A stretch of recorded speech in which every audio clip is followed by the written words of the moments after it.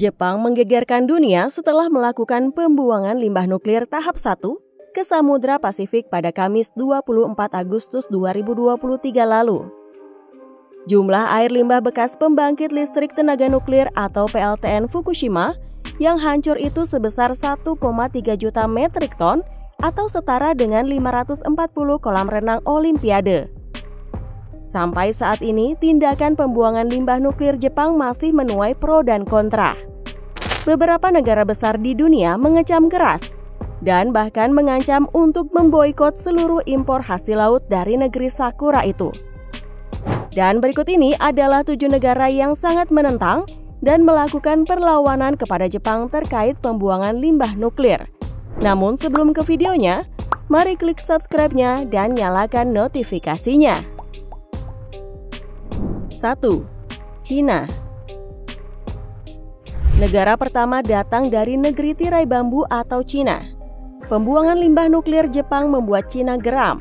Mereka menyebut Jepang terlalu egois karena telah melakukan tindakan yang malah merugikan negara lain. Di sisi lain, Jepang juga menepis tudingan tersebut. Mereka beralasan pembuangan limbah nuklir itu sudah disetujui oleh Badan Pengawas Atom Internasional atau IAEA pada Juli 2023 lalu. Menurut IAEA, peluang pencemaran lingkungan sangat kecil terjadi karena kadar serta kualitas air limbah yang dibuang juga sudah sesuai dengan standar. Namun Cina tetap tidak bergeming. Mereka tetap pada pendirian dan melarang impor terhadap semua produk laut dari Jepang karena khawatir produk-produk itu sudah terpapar zat radioaktif. Hal ini jelas merugikan Jepang, di mana Cina merupakan pasar kedua produk makanan laut mereka di bawah Hong Kong. 2. Korea Utara. Kecaman juga datang dari Korea Utara. Negara yang selama ini dikenal sebagai negara tertutup itu juga memprotes kebijakan Jepang yang satu ini. Lewat juru bicara Kementerian Luar Negeri Korea Utara, pembuangan limbah nuklir oleh Jepang menurut mereka merupakan tindakan yang tidak etis karena bisa mengancam geoekologi dan keberlangsungan umat manusia. Menurutnya lagi, Jepang sudah berbohong dengan dunia internasional dengan menyebut bahwa air limbah PLTN Fukushima yang terkontaminasi nuklir itu sudah disaring menjadi air bersih dengan menggunakan peralatan pembersih polinuklida. Namun menurutnya, limbah yang diubah jadi air bersih itu masih mengandung zat radioaktif seperti strontium, cesium, tritium, dan rutenium. Tak hanya itu saja, jubir Kementerian Luar Negeri Korut juga mengultimatum Jepang agar bisa menghentikan pembuangan limbah nuklir tersebut. 3. Korea Selatan. Pada 26 Agustus 2023, atau 2 hari setelah aksi pembuangan limbah nuklir dilakukan, ribuan nelayan, aktivis, hingga politikus Korea Selatan melakukan unjuk rasa di tengah ibu kota Korea Selatan, Seoul, untuk mengecam pembuangan limbah nuklir yang dilakukan Jepang yang menimbulkan banyak kerugian, termasuk membuat nelayan sulit untuk mencari tangkapan laut dan membuat ekonomi masyarakat jadi menurun. Dalam demo tersebut, mereka juga menyebut seharusnya Jepang menyimpan air limbah nuklir di negaranya sendiri. Salah seorang profesor di Universitas Sejong, Korea Selatan, asal Jepang bernama Yuji Hosaka, turut prihatin dengan keadaan yang menimpa masyarakat Korea Selatan yang diakibatkan oleh negaranya. Ia juga heran kepada negaranya yang dulu pernah disarankan untuk menyimpan air limbah di tangki besar selama lebih dari 100 tahun yang dinilai lebih aman. Namun, usulan tersebut ternyata diacuhkan oleh pemerintah Jepang. 4. Malaysia. Negara Asia Tenggara, Malaysia, ternyata juga menyatakan penolakan terhadap aksi pembuangan limbah nuklir Jepang. Salah satunya saat publik Malaysia di negara bagian Selangor melakukan aksi unjuk rasa pada 26 Agustus lalu. Dari orang dewasa hingga anak-anak, kompak meneriakan penolakan mereka. Ada juga yang memegang poster yang berisikan keluh kesah mereka tentang kemungkinan pencemaran lingkungan yang akan berlangsung lama.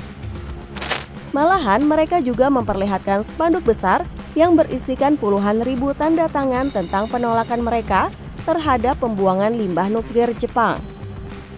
Sementara itu, Wakil Menteri Pertanian dan Ketahanan Pangan Malaysia Chang Fung Hin mengatakan sementara waktu Malaysia tidak akan mengimpor ikan laut hidup dari Jepang. Adapun ikan laut non-hidup akan tetap impor, namun harus melalui pemeriksaan yang ketat. 5. Kepulauan Solomon. Dalam acara KTT Melanesian Spearhead Group di Port Vila, Vanuatu, 24 Agustus lalu, Perdana Menteri Kepulauan Solomon, Manasseh Sogavare, mengutuk aksi pembuangan limbah nuklir Jepang ke Laut Pasifik yang jelas sangat berpotensi merusak ekosistem laut di sekitar laut negara-negara di Kepulauan Pasifik. Lebih jelas, ia menyebut, Kepulauan Solomon dengan tegas menentang keputusan Jepang untuk melepaskan air yang diolah dengan nuklir ke laut kita yang berdampak pada masyarakat, laut, ekonomi, dan mata pencaharian kita. Di sisi lain, cendekiawan asal Kepulauan Solomon bernama Transform Akorau juga ikut bersuara. Tindakan Jepang itu menurutnya bisa membuat hubungan antara Jepang dan negara di Kepulauan Pasifik semakin renggang.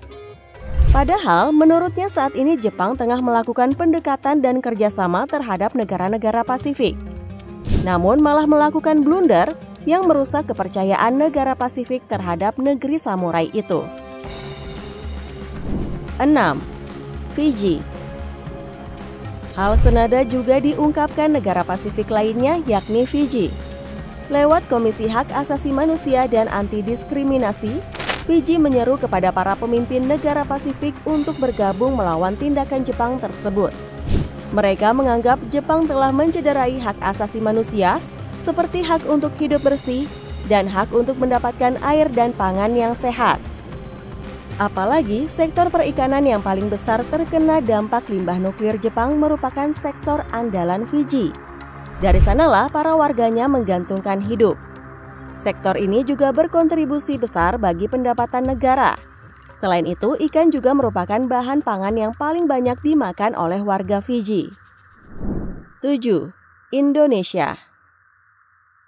Meskipun saat ini tidak terdengar adanya demo seperti di negara Malaysia, namun Indonesia juga termasuk negara yang menolak keras pembuangan limbah nuklir Jepang ke laut beberapa waktu yang lalu.